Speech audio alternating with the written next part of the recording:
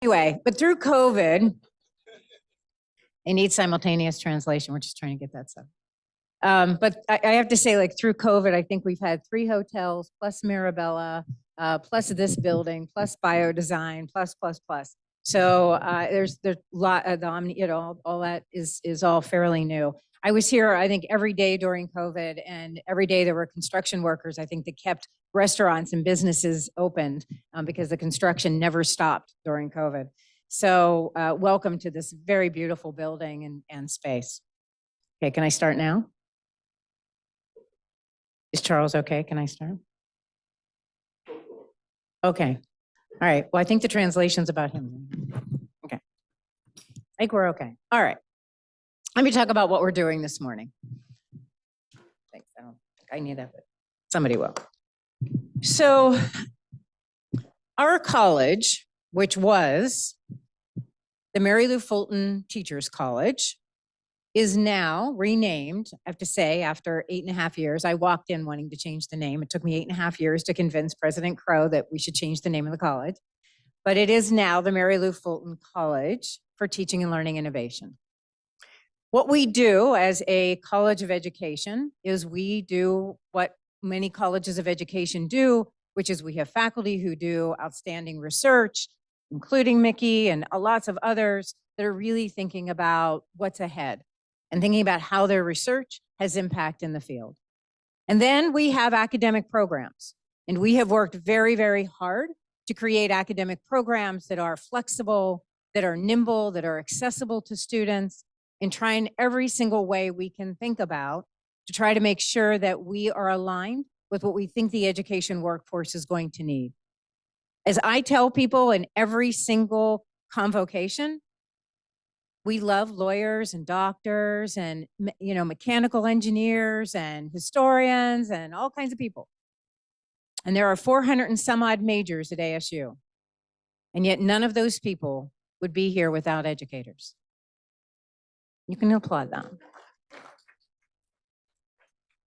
And so the academic side and the now a professional educator learning hub, working and thinking about educators and lifelong learning of educators, all of that, right, is also a big part of what we do. And now we also are adding a third rail to what we do. Over the last 8.5 years, we have also hired a number of people who we've talked about, right? We are, thinkers and builders and doers. And we have lots of people then that have come in around Next Education Workforce, around the Center for Whole Child, Center on Reinventing Public Education, lots of things and lots of new kinds of people that have historically not been part of colleges of education, but people who have been part of reform efforts, people that have been really looking to education in new and different ways and worked in different kinds of settings, bringing different perspectives to our college. And these people and all of this kind of work are now going to be part of what we're calling the Institute for Learning, Design, and Discovery. But also as part of that, there are also, right, these are not, there's not lines of demarcation here. We have a number of faculty who also have said, we are researchers, but we also are builders and doers. And they are all now part of this institute as well, within something that we call Learning Futures Collaboratives.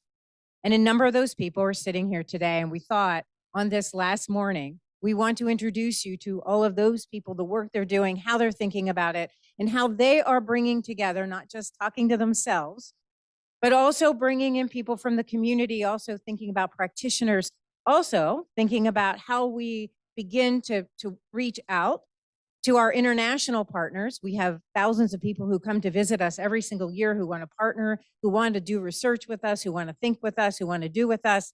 And so a number of these now Learning Futures Collaboratives also include many international partners. So this morning, you're going to hear about this new piece, these Learning Futures Collaboratives, what they're doing, how they're thinking about the grand challenges of education. And so this is an opportunity for us to do really quick lightning rounds of just like, what can we do? How do we get your feedback? We've got laureates sitting here that we will ask to respond to some of these things and how they, view the world. So we feel very, very fortunate that everybody is here together to really start to think about some of these big challenges of education. How do we move forward? Who are the other people we should be bringing into these conversations? So that is where we are headed this morning. With that, I'm going to introduce, as soon as she's ready, Kathleen Thorius King, who is now the director of the Learning Futures Collaboratives, to lead us in this morning. Thank you very much. Got this one. Thank you, Dean Basile. I love day 2 of a conference because I usually went to bed exhausted, but that kind of exhausted that comes from being in community and thinking big things together and imagining things together, plotting, planning, strategizing, connecting. I am so happy to welcome you here to a learner-centered morning, futures, dialogues, and gallery discussions. And I want to acknowledge the remarkable work of the Yidan Prize Foundation. Thank you so much for bringing us together. I also want to acknowledge my home institution, Arizona State University's Mary Lou Fulton College for Teaching and Learning Innovation. And thank you to both for fostering a space for critical reflection, for thought, for dialogue, and for transnational cross-constituent collaboration to shape the future of education. As Dean Basile said, I'm Kathleen King Thorius. I'm a professor here in the college and director of one of the college's priority initiatives, the Learning Futures Collaboratives. Today marks a pivotal moment in our journey. It's a chance to reflect, confront, and reimagine the role of education in a rapidly evolving world landscape. And I know that today we will continue yesterday's provocative conversations, questions, and discussions with some of the most esteemed thinkers, builders, and doers in the world, truly. And we're so fortunate to have so many of you here with us today. The big question we will grapple with is this: how do we adapt, innovate, and strengthen education in ways that truly incorporate the assets and address the needs and goals of today's and tomorrow's learners? As educators, researchers, leaders, we must ensure our work fosters not just growth, but as we heard from many of us yesterday, flourishing for all learners. And I want us to take a minute to think about, to imagine what that looks like, what that sounds like, what that feels like, where we live in a world and our communities where everyone is flourishing and everyone is thriving. The role of education in promoting global citizenship, understanding, and resilience is more vital than ever as we collectively face the challenges and the opportunities of our times. Now I get to boast about my colleagues a little bit, which is my favorite part of my new role. Since I came to Arizona State University just 7 months ago, I have been truly moved by the ways that my colleagues, via the Learning Futures Collaboratives, exemplify the power of transdisciplinary collaboration. As Dean Basile mentioned, our LFCs bring together faculty, staff, students, educators, communities, NGOs, nonprofits, to explore solutions that not only address, but also seek to understand, and then proactively, inclusively design for the future. Our collaborative model reminds us that to reimagine when possible, when we reimagine, it's more possible when we engage diverse perspectives and lived experiences. But as Dean Basile also implied, the LFCs are not just about reimagining our futures, they're about building networks and relationships that drive real world impact. And they're about creating access to solutions that are forward thinking and adaptable. They're about design and action that establish and demand what Angela Calabrese Barton and Edna Tan frame as rightful presence of those who all too often have been neglected, omitted, or erased in and through cycles of knowledge, generation, and use. And in line with Arizona State University's Charter of Inclusive Excellence, the LFCs strive to ensure that solutions are shared, disseminated, and accessible to all learners, communities, and nations. For example, our Imagination and Futures Thinking LFC has worked alongside local K-12 schools and community elders to co-create curriculum that integrates creativity, critical thinking, and cultural knowledges into everyday practices. Please ask LFC members Ruth Wiley, if Ruth will raise her hand, Dana Henriksen or Michelle Jordan to tell you more. And please find the opportunity to connect with Adnan Turan, right? Jill Koyama, or Amy Marcos about the Learning and Educating Across Refugee Immigrant Networks, LFC.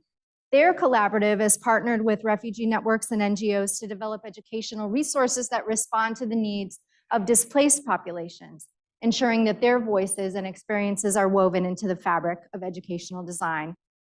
But across all of our LFCs, what is so overt is the centering of partners' voices as critical to ensuring that scholarship reflects lived realities and unique perspectives of those it seeks to serve. In turn, then, education approaches based on the LFC's collaborative scholarship affirm learners for who they are and what they know. Such approaches build learner agency. We talked about that a bit yesterday. We'll continue that today. And such approaches provide learners with relevant, engaging education opportunities. So as we begin this learner-centered morning, we're going to engage in 4 distinct futures galleries. And it says push hard, please. So let's see if that works. Okay.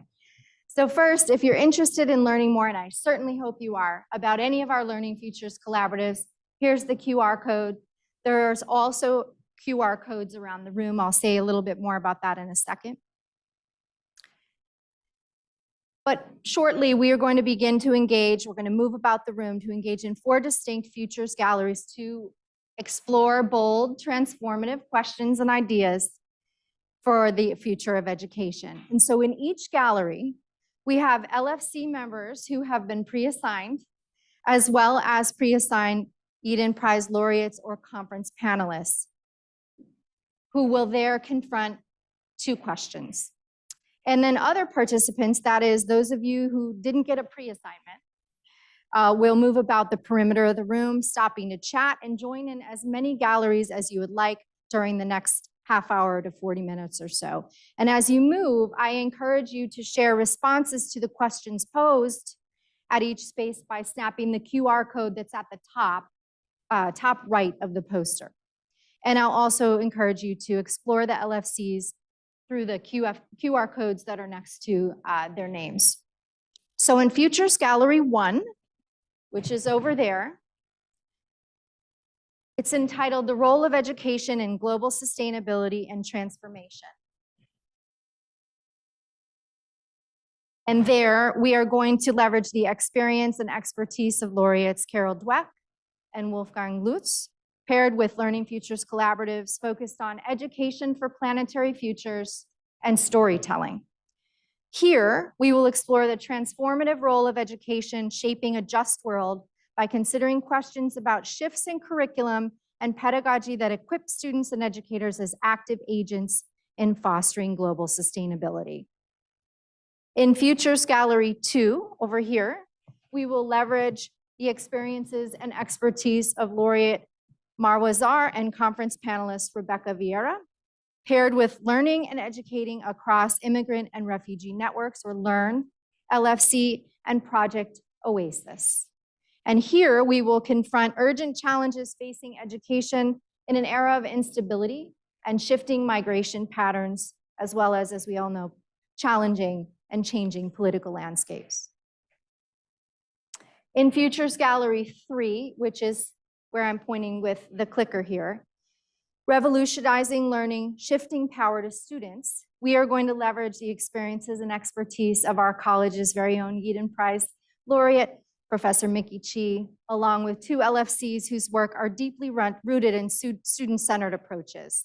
That is the Imagination and Futures Thinking LFC and Revitalizing the Arizona Minority Education Policy Analysis Center LFC. That one's a mouthful, but I got through it.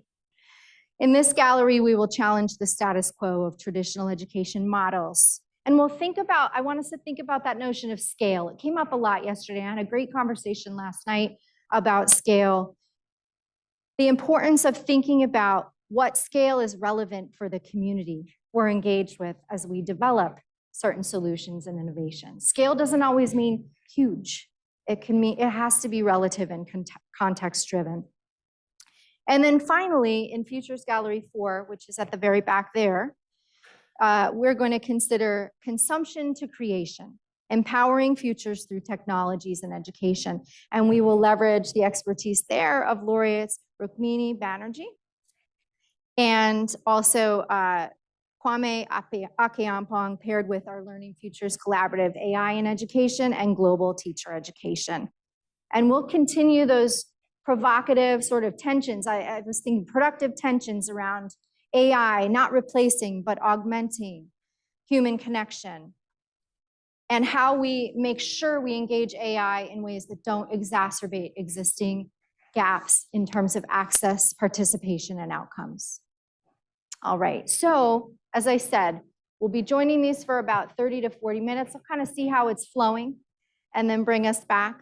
But as we enter, I encourage you and us to embrace the spirit of collaboration and innovation that defines the Yidan Prize laureates' work, the mission of the Yidan Prize Foundation, the actions of the Mary Lou Fulton College for Teaching and Learning Innovation, and the work of the Learning Futures Collaboratives. The future of education is not a distant concept. It's something we're actively shaping here and now. And we are here to do, as Dean Basile said, and to build and connect thoughtfully in the process. Finally, I encourage you all to connect with our Learning Futures Collaboratives. I'm hoping that beyond this conference, beyond the dinners, beyond standing around today chatting, that we truly forge relationships and connections that last a lifetime. In our interconnected world, strengthening transnational, transdisciplinary relationships is more crucial than ever. We face complex global challenges, climate change, health crises, social inequalities that operate beyond borders and require unified, practical solutions informed by research. Let us seize this moment to build upon our momentum and ensure that our work not only advances educational research, but also contributes meaningfully to a more sustainable, just, resilient global society. Thank you. All right, thank you. And so now I'll invite everyone to move to Futures Gallery. So as you can see, I'm going to go back to the slides to show us Futures Gallery 1 is over here. Futures Gallery 2 is over here. 3 is back there. And 4 is over there. And for those of you who are participants, go wherever you're pulled with the strongest magnet for now. All right. Thank you. We'll see you shortly.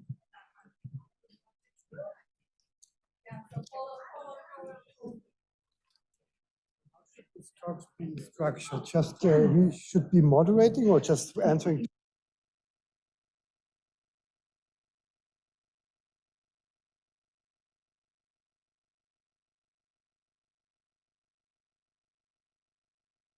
Pull down. There are chairs that pull down around the edges as well for seating.